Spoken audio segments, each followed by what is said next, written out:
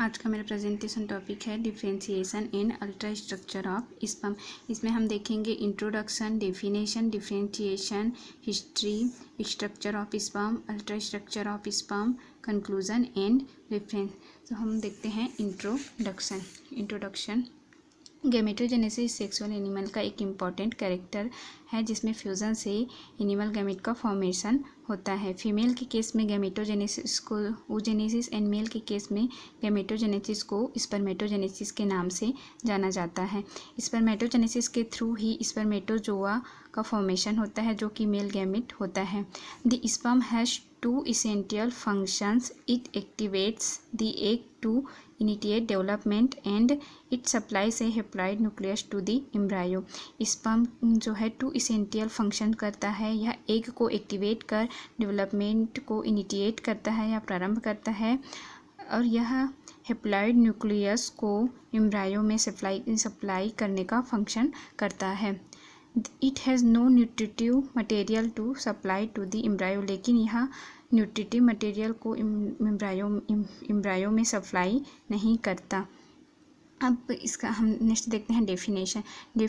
Spermatogenesis के फलस्वरूप बनने वाले स्पर्म को स्पर्मेटोजेनेसिस के फलस्वरूप बनने वाले मेल गैमेट को ही स्पर्म कहा जाता है। मेल गैमेट को ही स्पर्म कहा जाता है। अब हम देखते हैं स्पर्मेटोजेनेसिस। मेल के टेस्टिस में चलने वाला एक इम्पॉर्टेंट मेल के टेस्टिस में प्रेजेंट सेमनीफेरस ट्यूब्यूल्स में चलने वाला एक इम्पॉर्टेंट प्रोसेस होता है जिसके थ्रू मेल गैमेट स्पर्मेटोजोआ का फॉर्मेशन होता है। ह्यूमन बीइंग में टेस्टिस 2 की संख्या में प्रेजेंट होता है।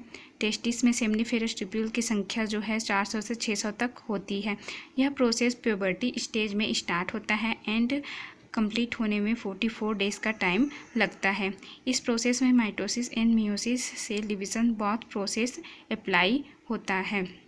स्पर्मेटोजेनेसिस की प्रोसेस जो है 5 स्टेप में कंप्लीट होती है। फर्स्ट होता है spermatogenesis, formation of spermatocytes, and second होता है spermatidogenesis, formation of spermatids from spermatocyte से स्पर्मेटिड्स का फॉर्मेशन होता है।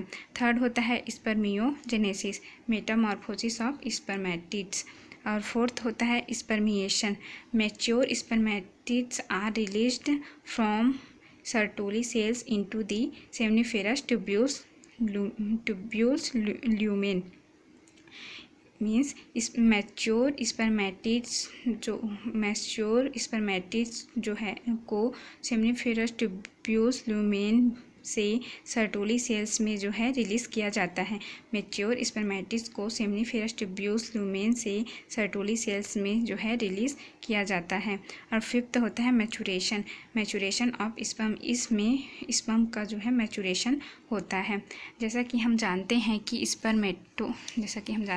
स्पर्मेटोजेनेसिस की प्रोसेस जो है सेमनीफेरस ट्यूब्यूल्स में होती है। सेमनीफेरस ट्यूब्यूल्स में जो है 2 सेल्स प्रेजेंट होते हैं। फर्स्ट होता है जर्म सेल एंड सेकेंड होता है सर्टोली सेल्स।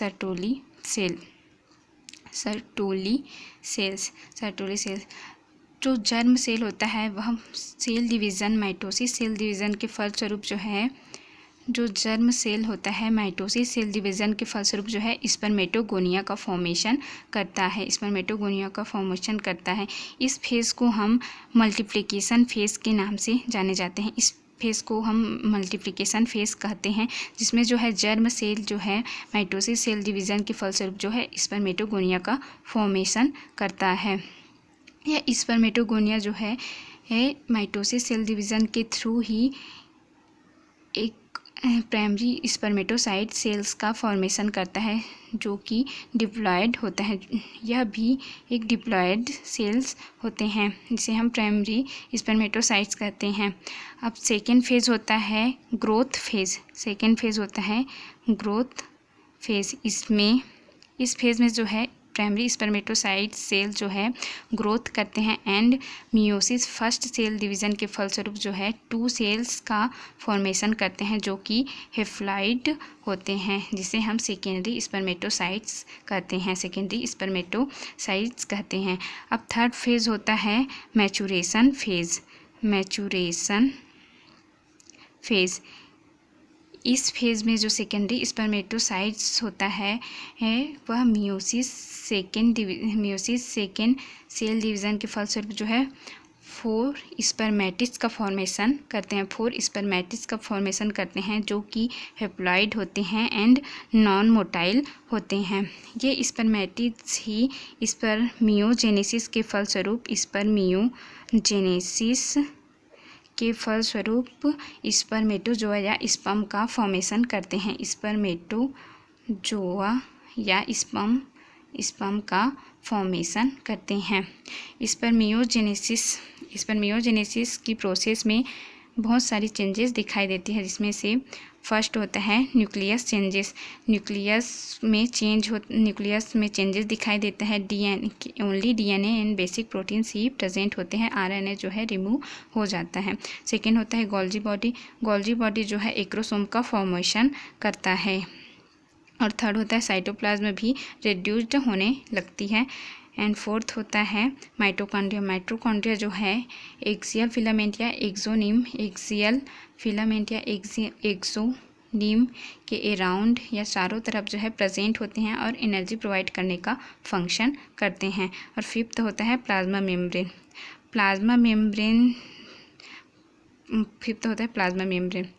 यह प्लाज्मा एक स्पर्म का जो कंप्लीट पार्ट होता है, कंप्लीट एरिया होता है, वह प्लाज्मा मेम्ब्रेन से सराउंडेड होता है।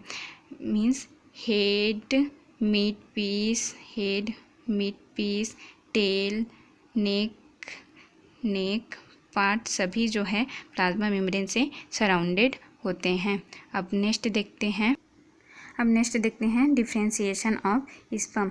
स्पर्मेटोजेनेसिस के दौरान निम्न चेंजेस दिखाई देता है। फर्स्ट होता है change in the nucleus. Nucleus में चेंज दिखाई देते हैं। न्यूक्लियस के शेप में भी चेंजेस दिखाई देते हैं। न्यूक्लियस में only DNA and basic proteins he present होते हैं और हेप्लॉइड फॉर्म में जो है क्रोमोसोम प्रेजेंट होते हैं। सेकेंड होता है एक्रोसोम फॉर्मेशन। एक्रोसोम का फॉर्मेशन जो है गोल्जी बॉडी के थ्रू होता है। Main axis and posterior surface पर न्यूक्लियस के 2 सेंट्रियोल का फॉर्मेशन होता है, जिसे प्रॉक्सिमल सेंट्रियोल कहा जाता है एंड दूसरे सेंट्रियोल को जो है डिस्टल सेंट्रियोल कहा जाता है। क्योंकि यह प्रॉक्सिमल सेंट्रियोल के साथ साथ स्पर्म के लॉन्गिट्यूडिनल एक्सिस में होता है। डिस्टल सेंट्रियोल जो है बेसल ग्रेन्यूल्स के समान कार्य करता है, क्योंकि यह टेल के लिए बेस का कार्य करता है। जैसे कि हम स्ट्रक्चर में देखते हैं, यह एक सेल्स होता है जो कि सेल मेम्ब्रेन या प्लाज्मा मेम्ब्रेन से सराउंडेड होता है। इसके अंदर जो है Golgi complex, nucleus, mitochondria and 2 centriole जो है प्रेजेंट होते हैं। यह गोल्जी कॉम्प्लेक्स जो है एक्रोसोम का फॉर्मेशन करते हैं और जो 2 सेंट्रियोल होते हैं, जिसे हम फर्स्ट सेंट्रियोल को हम प्रॉक्सिमल सेंट्रियोल एंड सेकेंड को डिस्टल सेंट्रियोल कहते हैं। फर्स्ट सेंट्रियोल जो होता है जाइगोट के क्लीवेज में हेल्प करता है एंड डिस्टल सेंट्रियोल जो होता है एक्सोनिम या एक्सियल फिलामेंट का फॉर्मेशन करते हैं। इस प्रकार जो है स्पर्म का स्ट्रक्चर बनता है। स्पर्म के स्ट्रक्चर में head, middle piece, tail part present होते हैं। हेड पार्ट में एक cap like structure acrosome present होते हैं, न्यूक्लियस प्रेजेंट होता है। हेड के ठीक नीचे नेक रीजन प्रेजेंट होता है, जिसमें 2 सेंट्रियोल प्रेजेंट होते हैं, जिसे हम proximal centriole and distal centriole के नाम से जानते हैं। सेकेंड होता है मिडिल पीस में माइटोकॉन्ड्रिया जो है एक्सियल फिलामेंट या एक्सोनिम के चारों ओर प्रेजेंट होते हैं, जो कि एनर्जी प्रोवाइड करने का फंक्शन करते हैं। और थर्ड होता है टेल पार्ट। यह टेल पार्ट जो है एक लंबी पतली संरचना होती है, जिसमें एक्सियल फिलामेंट प्रेजेंट होते हैं, जो कि N+2 माइक्रोट्यूब्यूल्स जिसमें N+2 माइक्रोट्यूब्यूल्स जो है प्रेजेंट होते हैं। अब देखते हैं change in the mitochondria. Mitochondria जो है स्पाइरल शेप में एक्सियल फिलामेंट या एक्सोनिम के अराउंड जो है प्रेजेंट होते हैं, जो कि एनर्जी प्रोवाइड करने का फंक्शन करते हैं। Change in the cytoplasm, cytoplasm जो है रिड्यूस्ड होने लगते हैं, जिससे लेयर जो है कंडेंस्ड हो जाता है। Change in the plasma membrane, इसके through acrosome, nucleus, middle piece and मुख्य भाग टेल एक्सियल फिलामेंट जो है सराउंड होता है। मीन्स स्पर्म का पूरा एरिया जो है, कंप्लीट एरिया जो है प्लाज्मा मेम्ब्रेन से जो है स्पर्म का पूरा कंप्लीट एरिया या पूरा कंप्लीट बॉडी जो है प्लाज्मा मेम्ब्रेन से सराउंडेड होते हैं। और एक्सियल फिलामेंट, इसका फॉर्मेशन जो है डिस्टल सेंट्रियोल्स के थ्रू होता है, डिस्टल सेंट्रियोल के थ्रू होता है। अब नेक्स्ट इसमें देखते हैं हिस्ट्री। 1670 में फर्स्ट एंटोनी वॉन ल्यूवेनहॉक के द्वारा जो है माइक्रोस्कोप का उपयोग कर एनिमल में ऑब्जर्व किया गया था। सन 1827 में वॉन बियर ने स्पर्मेटोजोआ टर्म का यूज़ किया। अब नेक्स्ट देखते हैं structure of sperm. Almost all sperm have a general and common structure. Sperm जो है tail, head, mid piece and neck part से जो है कंसिस्ट होता है। प्रत्येक पार्ट में बहुत से मॉलिक्यूल्स पाया जाता है, जो कि सभी फंक्शंस में हेल्प करते हैं। जैसा कि हम स्पर्म का स्ट्रक्चर देखते हैं, यह जो होता है स्पर्म का स्ट्रक्चर होता है, जिसमें head, mid piece, tail and neck part present होता है। तो फर्स्ट हम देखते हैं हेड पार्ट। हेड में जो है एक कैप लाइक, सर्वप्रथम हेड में जो है एक कैप लाइक स्ट्रक्चर प्रेजेंट होता है, जिसे हम एक्रोसोम कहते हैं। इसका फॉर्मेशन जो है गोल्जी बॉडी से होता है। इसमें न्यूक्लियस भी प्रेजेंट होते हैं, जिसमें डीएनए एंड बेसिक प्रोटीन्स भी प्रेजेंट होते हैं, और हेप्लॉइड क्रोमोसोम प्रेजेंट होते हैं, जो कि प्लाज्मा मेम्ब्रेन से सराउंडेड होते हैं। हेड के ठीक नीचे जो है नेक पार्ट प्रेजेंट होते हैं, जिसमें कि 2 सेंट्रियोल प्रेजेंट होते हैं। फर्स्ट सेंट्रियोल जो है प्रॉक्सिमल सेंट्रियोल होते हैं, एंड सेकेंड सेंट्रियोल जो होता है डिस्टल सेंट्रियोल होता है, जो कि एक्सोनिम या एक्सियल फिलामेंट का फॉर्मेशन करते हैं। अब सेकेंड होता है मिड पीस जो है स्पर्म का जो है मिडिल पार्ट होता है, जिसमें कि माइटोकॉन्ड्रिया प्रेजेंट होता है। माइटोकॉन्ड्रिया जो है एक्सोनिम या एक्सियल फिलामेंट के अराउंड प्रेजेंट होते हैं, जो कि एनर्जी प्रोवाइड करने का फंक्शन करते हैं। और थर्ड होता है टेल पार्ट। यह स्पर्म की एक लंबी पतली संरचना होती है, जिसमें एक्सियल फिलामेंट प्रेजेंट होते हैं, और 9+2 माइक्रोट्यूब्यूल्स प्रेजेंट होते हैं। अब देखते हैं ultra structure of sperm. Sperm में निम्न संरचना दिखाई देती है। फर्स्ट होता है स्पर्म हेड। स्पर्म के हेड का व्यास जो है 2.5 से 3.5 माइक्रोमीटर एंड लेंथ जो है 400 से 5.5 माइक्रोमीटर होता है। इसकी साइज़ जो है 1.52 से 1.70 होती है। हेड में कम्प्लीटली डेवलपमेंट जो है एक्रोसोम प्रेजेंट होता है, जो कि 40 से 70% हेड को कवर करके रखता है। हेड में जो है न्यूक्लियस भी प्रेजेंट होते हैं। तो फर्स्ट देखते हैं एक्रोसोम। स्पर्मेटोजेनेसिस के टाइम गोल्जी कॉम्प्लेक्स से एक्रोसोम बनता है। इसमें एक्रोसिन नामक एंजाइम भी प्रेजेंट होते हैं। एक्रोसोम स्पर्म के हेड रीजन में प्रेजेंट होते हैं। एक्रोसोम फर्टिलाइजेशन में मेन रोल प्ले करता है। एक्रोसोम फर्टिलाइजेशन के टाइम मेम्ब्रेन को पेनेट्रेट कर स्पर्म को ओवम के अंदर इंटर करने में हेल्प करता है। एक्रोसोम रिएक्शन, यह एक महत्वपूर्ण इवेंट है, जो तब होती है जब स्पर्म जो है अलग अलग जगहों पर ओवम के संपर्क में आता है। यह कैल्शियम पर आश्रित इवेंट है, जो बाहरी एक्रोसोम मेम्ब्रेन के एक्सोसाइटोसिस के परिणाम स्वरूप होने वाला रिएक्शन है। एक्रोसोम रिएक्शन में 2 प्रोसेस होती है। फर्स्ट होता है exocytosis of acrosome vesicles, and second होता है extension of acrosome process, extension of acrosome process. Acrosome में जो है एक्रोसिन एंजाइम प्रेजेंट होता है, एंजाइम प्रेजेंट होता है जो कि स्पर्म को ओवा में इंटर करता है, जो कि स्पर्म को ओवा में इंटर करने में हेल्प करता है।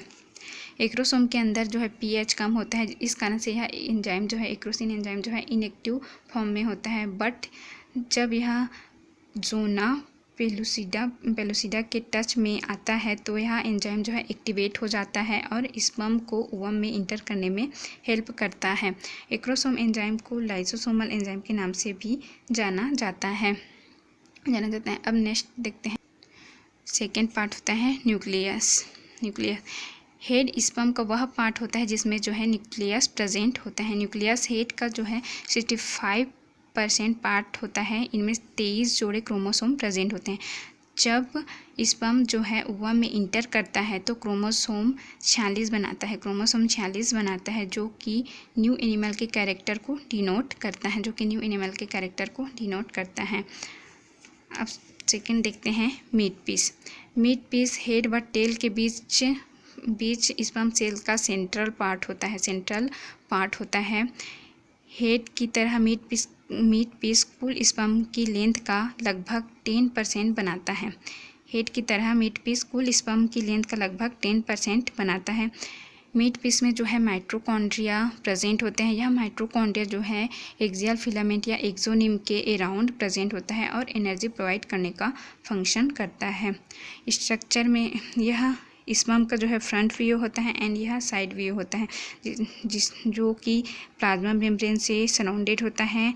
एक्रोसोम प्रेजेंट होते हैं, न्यूक्लियस भी प्रेजेंट होता है, कनेक्टिव पीस भी प्रेजेंट होता है जो कि हेड एंड टेल को कनेक्ट करने का फंक्शन करता है। माइटोकॉन्ड्रियल शीथ भी प्रेजेंट होता है, जिसमें माइटोकॉन्ड्रिया जो है एक्सोनिम के चारों ओर प्रेजेंट होते हैं और एनर्जी प्रोवाइड करने का फंक्शन करते हैं। हम देखते हैं सेंट्रियोल हेड व मीट पीस के बीच का स्थित स्पर्म का हिस्सा होता है। यह नेक रीजन में प्रेजेंट होता है। नेक रीजन में जो है 2 सेंट्रियोल प्रेजेंट होते हैं। फर्स्ट होता है प्रॉक्सिमल सेंट्रियोल और सेकेंड होता है डिस्टल सेंट्रियोल। प्रॉक्सिमल सेंट्रियोल जो है जाइगोट के क्लीवेज में हेल्प करता है एंड डिस्टल सेंट्रियोल जो होता है इलोंगेटेड होकर एक्सोनिम का फॉर्मेशन करता है। अब देखते हैं टेल जो है स्पर्म का एक पतली लंबी संरचना होती है जो स्पर्म की पूरी लंबाई का लगभग 80% बनाती है। देखने में हमें लगता है कि यह एक टेल जो है एक कंटिन्यूअस स्ट्रक्चर है, बट इसमें कई पार्ट भी शामिल होते हैं। फर्स्ट होता है कनेक्टिव पीस। फर्स्ट होता है कनेक्टिव पीस। टेल का वह हिस्सा होता है जिसमें जो कि फ्लेजिला एंड हेड स्पर्म के हेड को कनेक्ट करने का फंक्शन करता है। Meet piece. कुछ बुक्स में जो है मीट पीस को टेल का पार्ट बताया गया है, जिसमें माइटोकॉन्ड्रिया प्रेजेंट होते हैं और जिसमें माइटोकॉन्ड्रिया जो है प्रेजेंट होते हैं और एनर्जी प्रोवाइड करने का फंक्शन करते हैं। टेल को प्रिंसिपल पीस भी कहा जाता है, जो कि 9+2 माइक्रोट्यूब्यूल्स एंड सहायक स्ट्रक्चर से बने होते हैं। इसमें एंड पीस भी प्रेजेंट होता है। अब नेक्स्ट देखते हैं मोटिलिटी एक अच्छी तरह से डेवलपमेंट स्पर्म सेल्स की एक मेन कैरेक्टर होती है। मोटिलिटी एक अच्छी तरह से डेवलपमेंट स्पर्म सेल की मेन कैरेक्टर में से एक है। In mammals 2 types of physiological motility have been identified.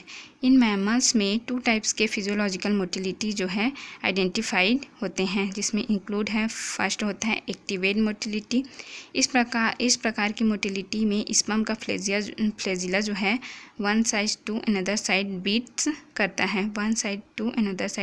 Beat करता है। सेकेंड होता है हाइपर एक्टिवेटेड मोटिलिटी जो है फिजियोलॉजिकल मोटिलिटी की सेकेंड टाइप होता है। फिजियोलॉजिकल मोटिलिटी का सेकेंड टाइप होता है। एक्टिवेटेड मोटिलिटी की कंपेयर में इस प्रकार की मोटिलिटी जो है फीमेल रिप्रोडक्टिव ट्रैक्ट में होती है। Hyperactivated motility is also more erratic due to the erratic pattern of motion in hyperactivated motility more energy is used for movement. Hyperactivity motility जो है मोर erratic होता है, मोर erratic होता है। इस इरेक्टिक पैटर्न के कारण ही hyper activated motility जो है मूवमेंट के लिए मोर एनर्जी यूज़ करता है, मूवमेंट के लिए मोर एनर्जी जो है यूज़ करता है। हाइपर मोटिलिटी स्पर्म सेल्स को फंसने से बचाने का काम करती है एंड साथ ही एग में स्पर्म के पेनिट्रेशन को बढ़ाती है। Motility is only possible if the flagellum is well developed and fully functional. Motility तभी पॉसिबल है जब यदि फ्लैजिलम जो है वेल डेवलप्ड हो एंड फुली फंक्शनल हो। अब नेक्स्ट देखते हैं कंक्लूजन। एबव एनालिसिस से पता चलता है कि स्पर्म मेल गैमेट्स होता है जो कि मेल जेनेटिक कैरेक्टर को फर्टिलाइजेशन के थ्रू फीमेल में पहुंचाने का फंक्शन करता है। डिफरेंट एनिमल में स्पर्म की साइज़ व शेप जो है अलग अलग होती है। रेफरेंस। Thank you.